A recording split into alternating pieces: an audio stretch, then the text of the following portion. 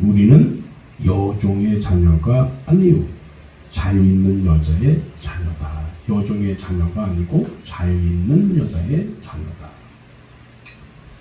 오늘 이 말씀을 가지고 저와 여러분에게 은혜 있는 시간이 되시기를 바랍니다.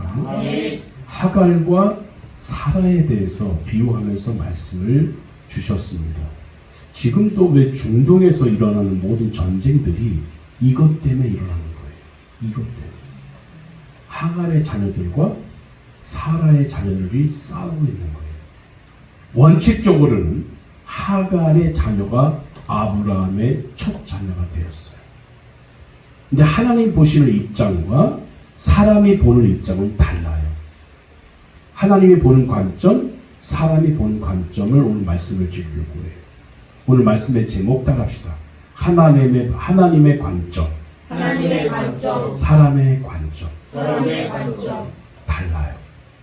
우리는 어떤 관점을 가지고 성경을 봐야 되고 역사를 봐야 됩니까? 하나님의 관점을 가지고 봐야 돼요.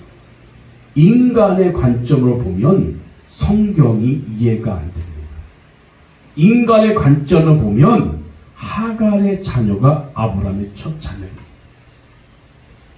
지금 대한민국도 장자의 그런 권위가 세지요. 유산을 물려받아도 장자가 반 이상을 물려받고 동생들은 반에 반씩 나눠서 가져갑니다. 이렇게 장남의 권위가 셌던 때에 아브라함의 첫 자녀가 하갈의 소생이었어요. 하갈의 몸에서 난 아들이었어요. 그런데 하나님은 하갈을 통해서 아들을 낳은 것을 인정하지 않았어요.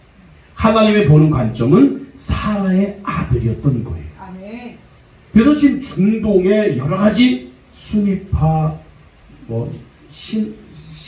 신파 이런 거 있어요. 수니파하고 수니파가 좀 센 파입니다. 뭔데 그거 잘 모르겠네. 하여간 그런 파들이 지금 가지고 서로 간에 적대를 하고 지금도 싸우고 있는 거예요. 내가 장자다. 무슨 소리 하고 있어? 내가 장자야 하면서 싸우고.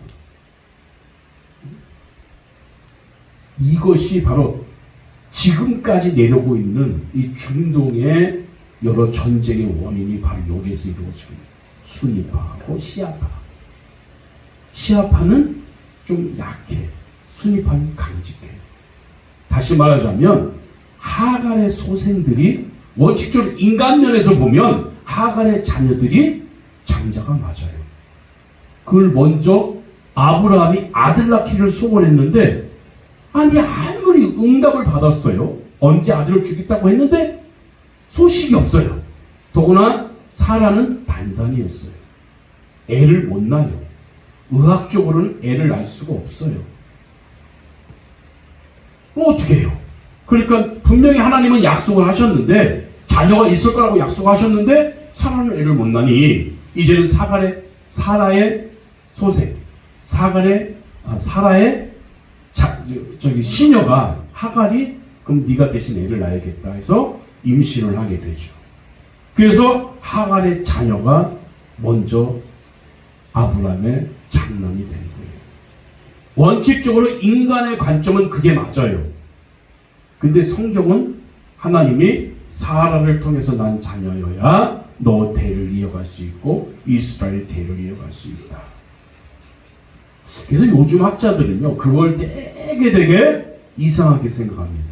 그게 무슨 말입니까? 그건 잘못된 말 아닙니까? 그건 편을 가려고 하는 거 아닙니까? 왜 본처의 자녀에서 난 자녀만이 진짜고 후처에서 난 자녀는 가짜입니까? 이래서 지금도 막 그 논쟁이 많아요. 성경은 잘못됐다고. 근데 하나님은 누구를 통해서 계보를 완성하기를 원하셨어요? 사라의 몸을 통해서. 아브라함이 좀만 기다렸다면 이런 분쟁이 나지 않았을 텐데 그 기다림을 못해서 사라를 통해서 애를 낳게 되어지죠. 그게 누구예요? 응? 하갈의 자녀가 누구예요? 사라의 자녀가 누구예요? 이삭이죠. 그러니까 지금 그것 때문에 중동이 싸우고 있는 거예요. 네가 장자다, 내가 장자다. 네가 장자다. 여러분은 어떻게 생각합니까? 누가 장자입니까? 이삭이에요? 이스마엘이에요? 하나님 인정하는 그 이삭. 원래 따지다 보면 먼저 난 게 장자잖아요. 이스마엘인 거예요. 이 여성학자들은 그걸 되게 싫어하는 게 뭐냐면 왜 그렇게 잘못된 성인식을 가지고 있냐 이래 생각하는 거예요. 근데 하나님은 약속하기를 하갈의 자녀에서 난 자녀가 너의 계보가 아니다. 사라의 몸에서 내가 준다 했지 하갈의 몸에서 준다 하지는 않았다. 하갈을 취한 건 아브라함이지 하나님이 아닌 거예요. 우리가 보세요. 여기서 깨달을 게 뭐냐면 하나님의 응답은 길어질 수가 있고 또 짧아질 수가 있어요. 기도는 많이 했는데 응답이 길어질 수가 있어요. 그러면 어떤 생각이 들어간다? 인간적인 생각이 들어간다. 그래서 인간의 방편을 사용하려고 하다가 이를 그르칠 때가 있다. 아브라함이 오늘 그것을 우리에게 보여주고 있는 거예요. 우리는 기도했으면 조금만 더 기다려 보세요. 아시겠습니까? 목요일날 제가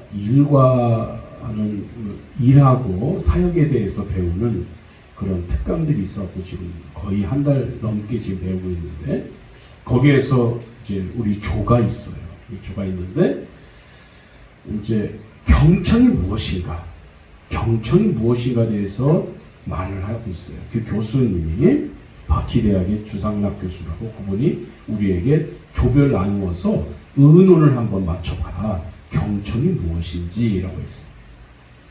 나한테 이제 의견을 묻게 돼서 경청이란 나는 공감이고 많이 들어주는 거다라고 생각을 했어요. 그렇게 말을 했더니 이 조장이 하는 말이 자기도 자기 의견과 다른 사람 말을 들으려니까 너무 미치겠다는 거예요. 너무 그걸 꼭 끝까지 듣고 있어야 되겠냐는 말을 나한테 던져요. 나는 뭐라고 했냐면 끝까지 들어주고 마지막 너의 의견을 말하는 게 좋겠다. 난 이렇게 말을 했어. 그랬더니 이 양반이 맞다. 신 목사님 한 말이 맞다. 내가 이렇게 이제 앞으로 그렇게 해야겠다고. 그렇게 못해가지고 자기의 그 모임들이 흩어지게 많고 서로 미워하게 되었는데 이제 신회에서 모여서 어떤 사람들은 자기 입장은 다 있잖아요. 너 내 입장이 맞춰야 돼. 난 이런 일이 있으니까 넌 나를 따라와야 돼가 아니라 지금은 더불어 사는 사회거든요. 나만이 있는 게 아니라 이 사람도 있고 이 사람도 있고 이 사람도 있고 이 사람 다 많은 사람들이 모여서 한 울타리를 이루고 사는 게 민족이거든요. 문화거든요. 문화란 이것만 옳다고 그것만 따라가는 건 문화가 아니에요. 여러 문화가 다 있는 거예요. 그것을 존중해 줄 수 있는 사회가 민주사회입니다. 다 얘기가 다를 거 아니에요. 어떤 사람은 A라는 사람은 이런 걸 주장하고 B라는 사람은 이런 걸 주장하고 C라는 사람도 저런 걸 주장하고 다 들어줘야 되는 거예요. 그게 내가 오늘 그분한테 말을 했어요. 나도 옛날에는 그렇지 못했다. 내가 아닌 걸 상대방이 자꾸 주장하면 짜증이 난다. 저거 아닌데 저거 이상한 소리 하네. 말도 안 되는 소리 하네. 하면서 난 도중에 잘랐다. 그랬더니 그건 별로 좋지가 않다. 이제는 끝까지 들어줄라 한다. 사람은 이런 사람이 있다. 자꾸 자기가 말을 하면서 무슨 말을 했든 계속 하면서 자기가 거기서 스트레스를 푸는 사람이 있다. 무슨 말이든지 다 들어줘야 된다. 그 사람도 하나의 인격체고 말할 수 있는 권한이 있기 때문에. 언로가 막힌 나라는 민주사회가 아닌 거예요. 정부에 대해서 쓴소리도 하는 사람이 있어야 되고 담임 목사에 대해서 목사님 내 의견은 이렇습니다라고 의견을 낼 수 있는 교회가 민주교회입니다. 어떻게 담임 목사에 딱 일괄적으로 맞춰고 나는 이런 걸 가니까 너는 나를 따라 나를 안 따르면 우리 교회를 나가라. 이건 아니죠. 하나님은 그걸 싫어하십니다. 모든 예배의 주제는 우리 하나님이시고 아멘. 모든 신앙의 주제도 하나님이십니다. 아멘. 근데 우리는 목사에게 맞추려고 해요. 아니라는 거죠. 목사도 신자입니다. 목사도 구원받아야 돼요. 나도 신자예요. 우리 같이 가는 그런 교회를 이루어야 될 줄 믿습니다. 아멘. 누가 옳고 누가 다르다, 누가 틀리다 이게 아닌 거예요. 충분히 의견은 다 있을 수 있어요. 근데 어떤 사람은 말로 푸는 사람이 있어. 계속 말해가지고 결론은 목사님 내가 말을 너무 길게 했네요. 근데 문제가 해결됐네요? 뭐 이런 사람이 있어. 자기가 말해놓고 자기가 해결해. 상담자의 첫 번째 원리는 들어주는 거, 경청하는 거. 이해하십니까? 아멘. 어떤 내담자들이 와갖고 상담을 해요. 다 자기의 이슈를 다 얘기해요. 내가 이런 억울한 일이 있고 내가 저거랑 남편을 막 뭐라 했다가 자녀를 뭐라 했다가 막 말하다 결론적으로는 그래도 우리 남편이 착하죠 상담사님 이러고 마무리 져요. 우리 아들이 착해요. 이런 것들이 있더라고요. 마무리 줘. 상담사 한 말도 안 해서 들어주기만 해요. 네. 힘들으셨겠네요. 고생하셨겠네요. 그 말만 해요. 근데 본인이 말하고 본인이 해결하고. 할렐루야. 아멘. 이것이 경청인 거예요. 많이 들어줘라. 듣기 싫은 소리도 들어주어라. 어떻게? 공감하면서. 뭐 하면서? 공감하면서. 내가 이런 말 했더니 그분이 너무 응답받았다는 거예요. 너무 좋다는 거예요. 나도 바뀌었거든요. 옛날에는 내 주장이 셌거든요. 목사 쳐놓고 주장 안 센 사람 없어요. 자기 확신이라고 하죠. 근데 그게 확신일까요? 자기 고집이죠. 목사도요 하나님께 맞춰지고 하나님이 어저께까지는 이게 맞아요 이리 가야 구원받아요 라고 했는데 하나님이 응답하시기를 야 신목사님 그게 아니야 네 오른쪽으로 가야 돼. 그럼 어떻게 해요? 오른쪽으로.